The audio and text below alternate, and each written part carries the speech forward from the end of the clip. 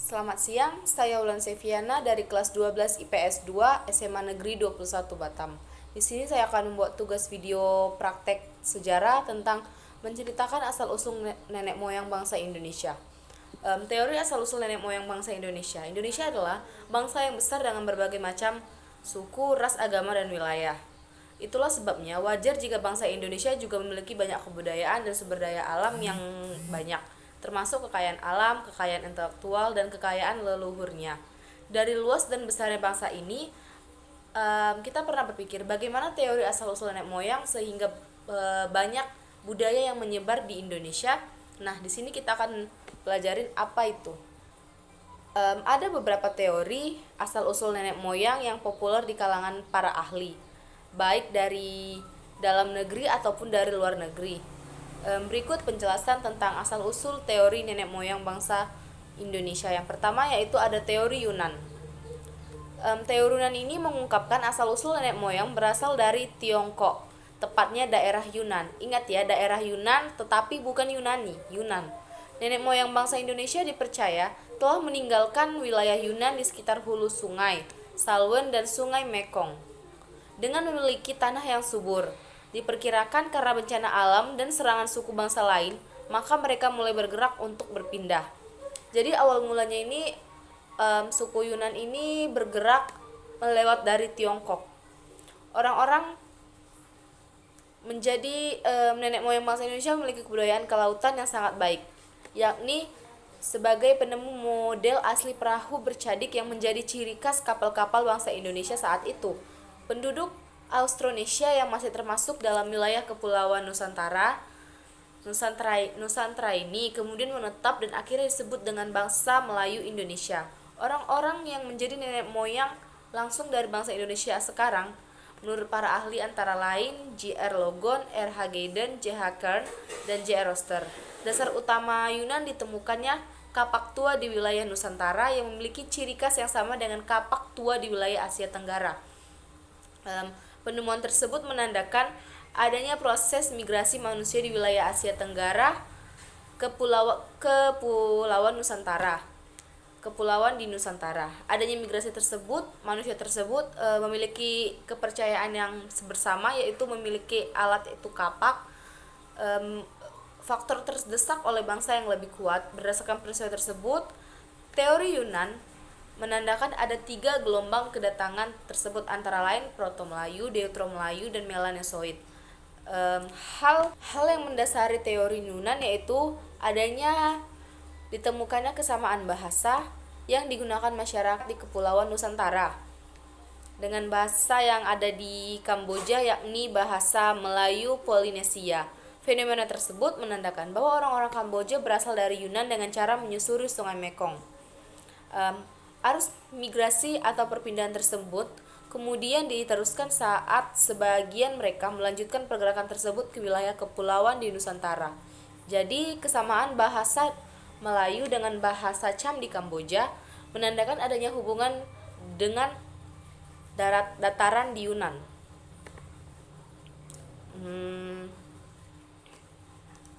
Teori Yunan didukung oleh para ahli yaitu Muhammad Ali yang menyatakan bahwa teori asal-usul nenek moyang bangsa Indonesia adalah manusia yang berasal dari Yunan. Hal tersebut didasari oleh adanya perpindahan atau migrasi orang-orang di daerah Mongkol ke selatan karena terdesak dengan bangsa-bangsa lain, terutama bangsa yang lebih kuat dan berkuasa. Tadi kan ada 3 gelombang migrasi yang ada teori Yunan, yaitu Proto-Melayu, Deutero-Melayu, dan Melanosoid. Berikut penjelasannya. Yang pertama, Proto-Melayu atau Melayu tua adalah orang-orang Austronesia yang berasal dari Asia yang pertama kali datang di Kepulauan Nusantara sekitar tahun 1500 Masehi. Bangsa Proto-Melayu memiliki wilayah Nusantara dengan 2 jalur, yaitu jalur barat melalui Malaysia, Sumatera, dan jalur timur melalui Filipina dan Sulawesi.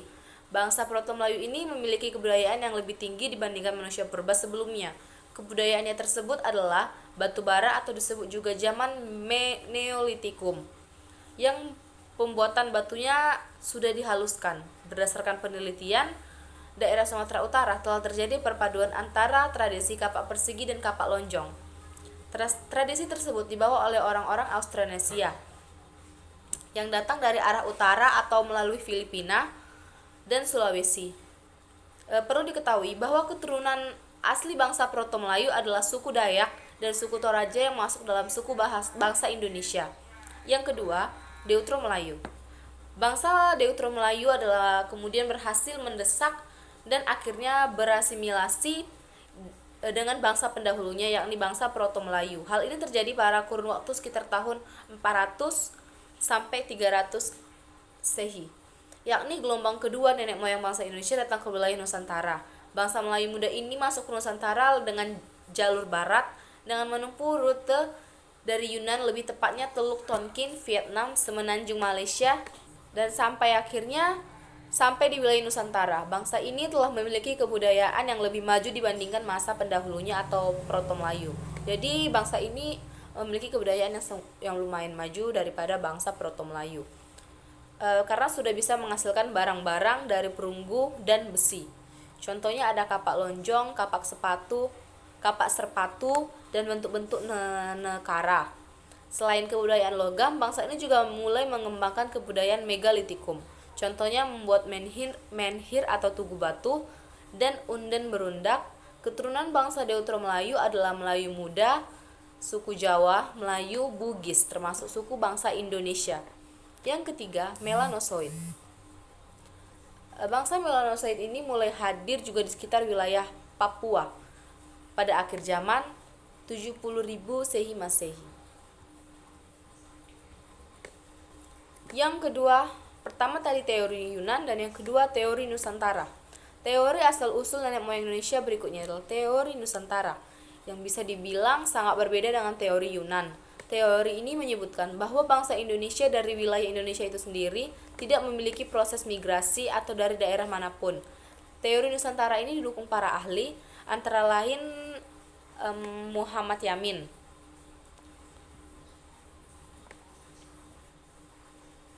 Teori ini merupakan teori yang memiliki peradaban paling tinggi, bangsa Melayu. Anggapan tersebut didasari oleh hipotesis bangsa Melayu. Hipotesis tersebut telah dikembangkan oleh bangsa Melayu. Jadi kesimpulannya, bangsa Melayu asal Nusantara akhirnya tumbuh dan berkembang dengan sendirinya tanpa adanya migrasi perpindahan dari wilayah tersebut. Teori Nusantara ini didukung dengan penemuan adanya kesamaan bahasa Melayu dengan bahasa Kamboja karena sebuah kebetulan.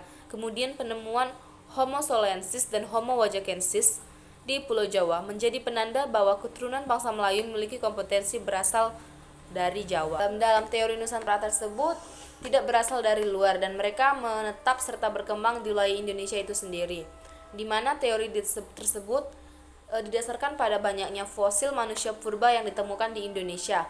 Tokoh-tokoh pendukung teori Nusantara ada seperti Muhammad Yamin, Gors Keraf. Dalam teori ini dikatakan bahwa bangsa Melayu merupakan bangsa peradaban lebih tinggi dari teori yang lainnya.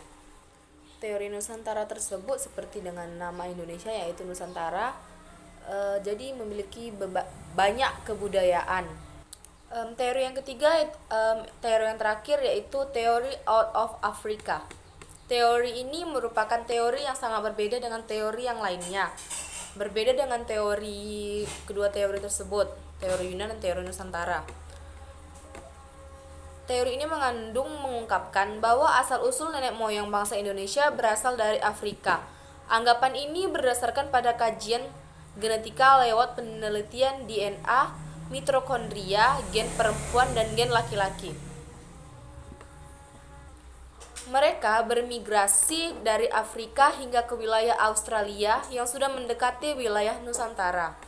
Teori ini mengungkapkan bahwa bangsa Afrika bermigrasi atau melakukan perpindahan menuju Asia Barat sekitar 50.000 sampai 70.000 tahun yang lalu. Pada sekitar tahun ini, bumi sedang memasuki akhir dari zaman glasial, yakni ketika permukaan air laut menjadi dangkal karena air masih berbentuk gletser. Pada masa itu memang memungkinkan untuk manusia menyeberangi lautan hanya dengan menggunakan perahu sederhana. Perpindahan bangsa Afrika ke Asia kemudian terpecah menjadi beberapa kelompok. Ada kelompok yang tinggal sementara di bagian wilayah timur, tengah, dan Asia Barat. Daya, dan ada kelompok lain yang bermigrasi dengan menyusuri pantai semenanjung Arab menuju India, Asia Timur, Australia, termasuk Indonesia. Fenomena tersebut diperkuat dengan penemuan adanya fosil kali-kali di bagian wilayah Lake Mungo. Selain itu, ada 2 jalur yang diperkirakan menjadi wilayah yang ditempuh oleh bangsa Afrika di masa itu, yakni jalur untuk menuju lembah Sungai Nil. Wilayah tersebut melintasi semenanjung Sinai, kemudian ke bagian utara melewati arah Arab Levant, dan jalur yang juga melewati Laut Merah.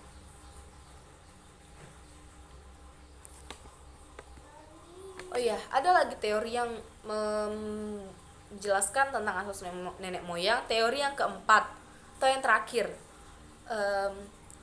teori ini juga tidak kalah jauh lebih penting, yaitu teori out of Taiwan.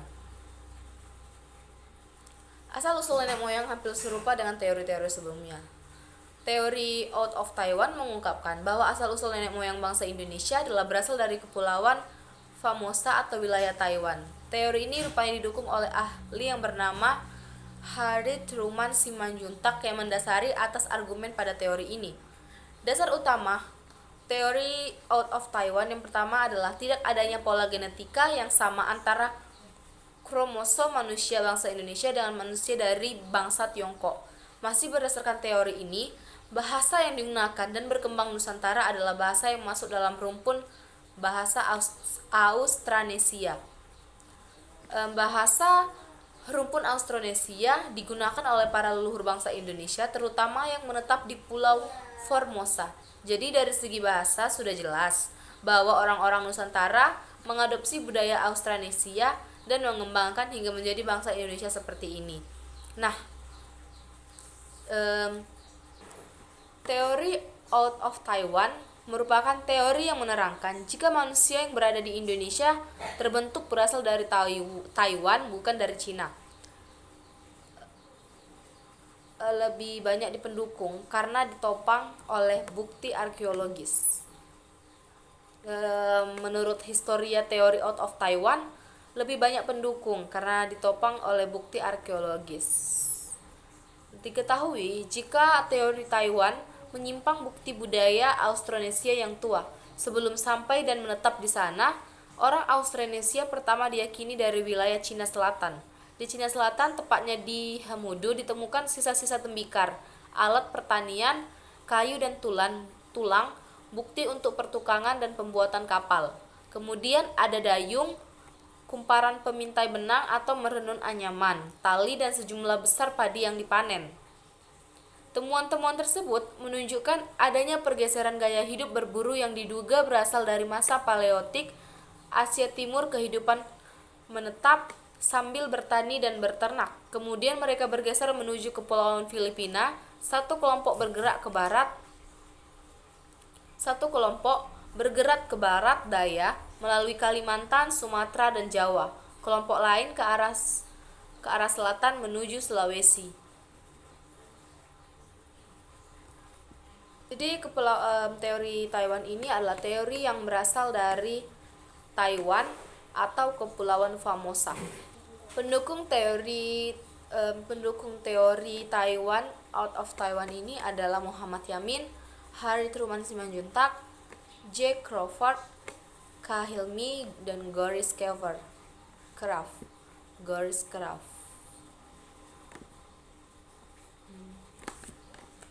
Teori out of Taiwan. Teori ini menyatakan bahwa manusia modern berasal dari Afrika dan menyebar dari benua ini ke benua lain berdasarkan bukti DNA. Teori menyatakan bahwa leluhur nenek moyang bangsa Indonesia berasal dari Taiwan yang menyebar melalui migrasi rumpun bangsa Austronesia.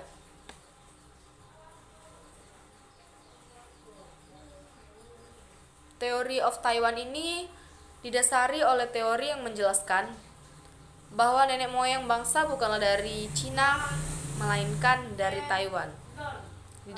Didasarkan atas kesamaan yang digunakan dalam bahasa Nusantara sama dengan rumpun Austronesia, yang dimana Austronesia merupakan rumpun bahasa Taiwan.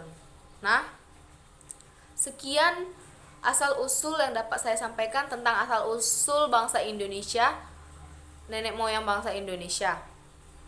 Terima kasih, apabila ada kesalahan mohon dimaafkan. Terima kasih.